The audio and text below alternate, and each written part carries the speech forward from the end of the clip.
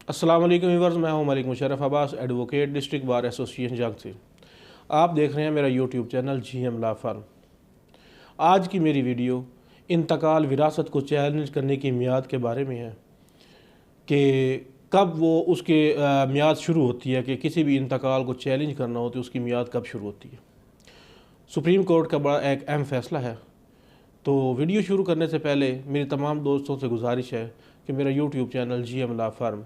Subscribe करें, like करें और शेयर करें। अपनी राय का इज़हार कमेंट सेक्शन में करें। फ़ैसले की तफसील में जानने से पहले मैं आपको केस की कुछ हक़ाइक़ मुख्तसर बताऊँगा। जलाल शाह नाम का एक मुरस आला जो कि 1963 में फ़ौत होकर अपने वरसा में दो बेटे यानी मुश्ताक अली शाह और सैयद अली शाह के लिए तरके में 114 कनाल और 14 मरले ज़मीन छोड़ देते हैं और विरासती हिस्सा 3 दिसंबर 1965 को इंतकाल नंबर 71 के ज़रिए दोनों बेटों को मुंतकिल हो जाती है। और इंतकाल के मुताबिक जलाल शाह के सिर्फ यही दो बेटे होते हैं, लेकिन याद रहे कि जलाल शाह की एक बेटी ग़ुलाम फ़ातिमा भी होती है, लेकिन वो अपने मरहूम बाप से पहले ही 1960 में फ़ौत हो जाती है। और ग़ुलाम फ़ातिमा की औलाद में 3 बेटियां, जिनमें उम्मतुल अज़ीज़, अख्तर और सफ़दर बीबी शामिल हैं। जलाल शाह की नवासी उम्मतुल अज़ीज़ यानी ग़ुलाम फ़ातिमा की बेटी 9 फरवरी 2008 को रेवेन्यू अथॉरिटी के पास सेक्शन 4 MFLO के तहत इंतकाल नंबर 71 की तस्हीह के लिए एक दरख्वास्त जमा करती है, लेकिन रेवेन्यू अथॉरिटी उनकी दरख्वास्त को मुस्तरद कर देता है, जिसके बाद उम्मतुल अज़ीज़ 2 फरवरी 2012 को सिविल जज की अदालत में तनसीख इंतकाल नंबर 71 और दावा इस्तक़रार हक़ दायर करती है। लेकिन दौरान मुकदमा 7 जुलाई 2013 को उम्मतुल अज़ीज़ का इंतकाल हो जाता है, जिसके बाद उसके शोहर और बेटे अदालत से वो मुकदमा इस इजाज़त के साथ वापस ले लेते हैं कि वो नया मुकदमा दर्ज करेंगे। जिसके बाद 2 जून 2014 को उम्मतुल अज़ीज़ का शोहर और बेटा एक नया मुकदमा दायर कर देते हैं, जो कि उनके हक़ में फ़ैसला भी हो जाता है और उसी फ़ैसले के ख़िलाफ़ अपील और रिवीजन पिटीशन भी खारिज हो जाती है। जिसके बाद ये मुकदमा सुप्रीम कोर्ट पहुंच जाता है और सुप्रीम कोर्ट में ये मुकदमा 2 रुकनी बेंच, जो कि जस्टिस काजी फाइज ईसा और जस्टिस या अफरीदी पर मुश्तमिल होता है, के सामने फ़िक्स हो जाता है। यहाँ एक बात काबिल गौर है, सुप्रीम कोर्ट में इस केस की समाअत से पहले कुछ अहम बातें जिनका यहाँ ज़िक्र ज़रूरी है, वो ये है कि जलाल शाह का पहला बेटा मुश्ताक अली शाह 1989 में फ़ौत हुआ था। उसके हिस्से की ज़मीन का इंतकाल उनके वरसा के नाम होता है, लेकिन बाद में उनके वरसा एक मिसबाउल हसन नामी तीसरे फरीक को अपनी ज़मीन बेचकर उनके हक़ में इंतकाल कर देते हैं। याद रहे कि जलाल शाह का दूसरा बेटा सैयद अली शाह 1992 में फ़ौत हो जाता है और उसके हिस्से की ज़मीन का इंतकाल भी उसके वरसा के नाम हो जाता है, लेकिन बाद में उसके वरसा भी अपने एक कौसर अली शाह नामी शरीक वारिस को बेचकर इंतकाल के हक़ उसके हक़ में कर देते हैं। और बाद में कौसर अली शाह नाम का ये वारिस अपनी विरासती हिस्से समेत बैशुदा हिस्से को भी एक और फरीक तकी डेवलपर्स को फ़रोग़ करके इंतकाल उनके नाम कर देता है। याद रहे कि तकी डेवलपर ने यह ज़मीन हासिल करने के बाद वहाँ पर एक फ़ातिमा वैली हाउसिंग के नाम से एक रिहायशी स्कीम का आगाज़ किया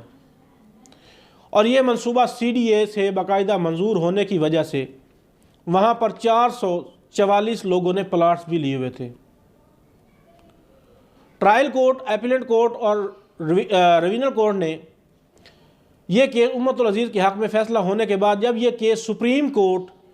के सामने गया तो कौसर अली शाह नामी फरीक, जिन्होंने ये ज़मीन तकी डेवलपर को फ़रोग़ की थी, की जानिब से सुप्रीम कोर्ट में दलाइल दिए गए कि यह ज़मीन कौसर अली शाह ने तकी डेवलपर्स को 15 नवंबर 2007 को इंतकाल के ज़रिए मुंतकिल की और तब किसी की तरफ से कोई भी एतराज़ नहीं किया गया। हालांकि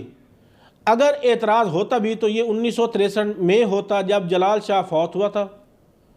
और तब से लेकर कोई भी एतराज़ नहीं किया गया। और उम्मतुल अज़ीज़ के शौहर के अदालत में बयान के मुताबिक उम्मतुल अज़ीज़ ने अपने भाइयों से ज़मीन 1992 में पहली मरतबा मांगी थी,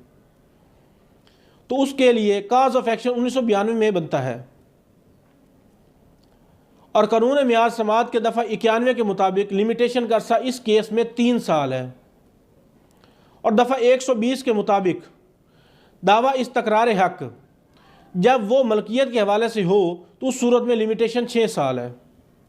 लेकिन उम्मतुल अज़ीज़ ने तकरीबन 16 साल बाद 2000 में पहली मरतबा कोई दरख्वास्त दी और 20 साल बाद अदालत में केस किया,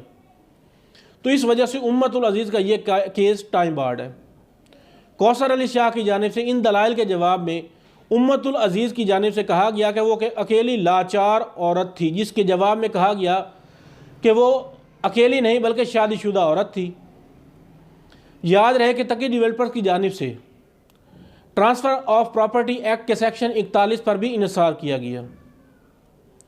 और अदालत उज़्मा के 2 मशहूर अदालती नज़ायर गिराना बनाम साहब कमाला बीबी और इंटेलिजेंस ब्यूरो बनाम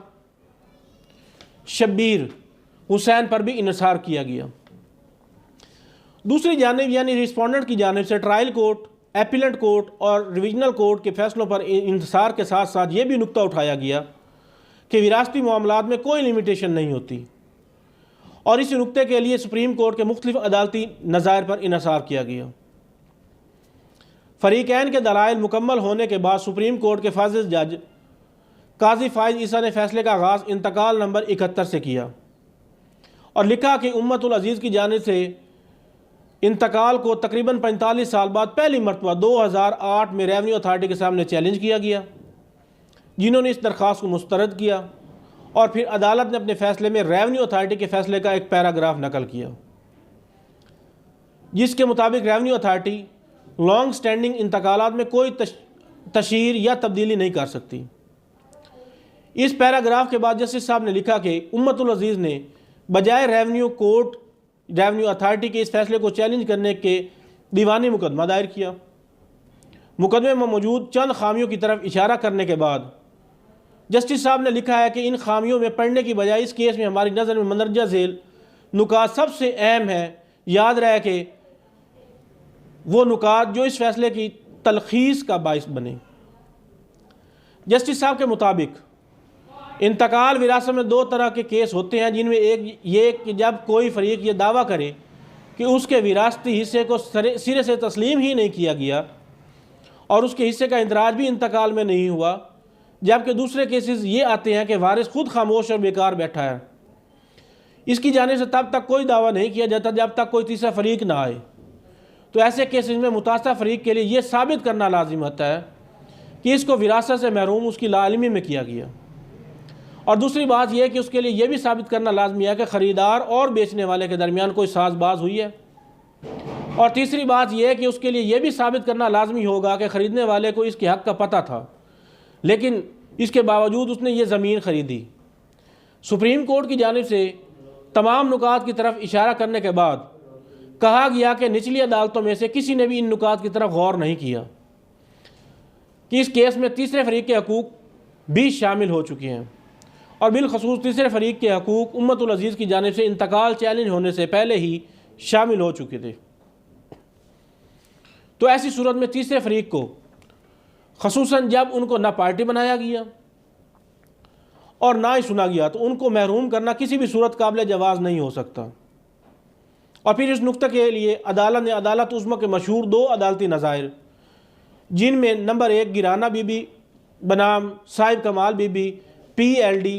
2014 सुप्रीम कोर्ट 167 और इंटेलिजेंस ब्यूरो बनाम शब्बीर हुसैन SCMR 977 2022 पर भी इन्सार किया, और फैसले के आखिर में जस्टिस साहब ने लिखा कि निचली अदालतों ने अदालत उज़्मा के फैसलों पर तवज्जो नहीं दी और ना ही असूल रज़ामंदी की तरफ और ना ही ज़मीन में तीसरे फरीक के हकूक़ की तरफ से और ना ही इंतकाल में लॉन्ग स्टैंडिंग एंट्रीज़ की तरफ से, और ना ही उसकी तरफ उम्मतुल अज़ीज़ ने 45 साल तक कोई दावा नहीं किया, और सिर्फ उस वक्त दावा किया जब ज़मीन में तीसरे फ़रीक के हकूक़ शामिल हुए।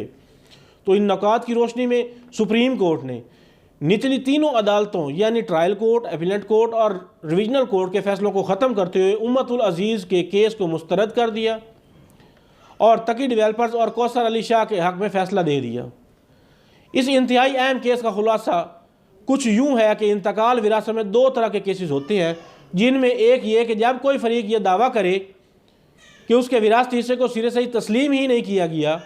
और उसके हिस्से का इंदराज भी इंतकाल में नहीं हुआ, जबकि दूसरे केस ये आते हैं कि वारिस खुद खामोश और बेकार बैठा रहा और इस जानिब से तब तक कोई दावा नहीं किया जाता जब तक कोई तीसरा फ़रीक ना आए। तो ऐसे केसेस यानी दूसरे किस्म के केसेस में मुतासरा फ़रीक के लिए ये साबित करना लाजिम होता है कि उसको विरासत से महरूम उसकी लाइल्मी में किया गया, और दूसरी बात उसके लिए यह भी साबित करना लाजिम है कि ख़रीदार और बेचने वाले के दरमियान कोई साज़बाज हुई है, और तीसरी बात यह कि इसके लिए यह भी साबित करना लाजिम होगा कि ख़रीदने वाले को उसके हक़ का पता था लेकिन उसके बावजूद उसने ये ज़मीन ख़रीदी हो, तो उसको अगर वो ये बातें साबित कर दे तो तब इसके हक़ में फ़ैसला होगा, वगरना अगर ये बातें वो साबित करने में नाकाम रहेगा तो फिर उसको खामोशी की सज़ा विरासत से महरूमी की सूरत में ही दिया जाएगा। उम्मीद करता हूँ कि आज की वीडियो आपको पसंद आई होगी। शुक्रिया।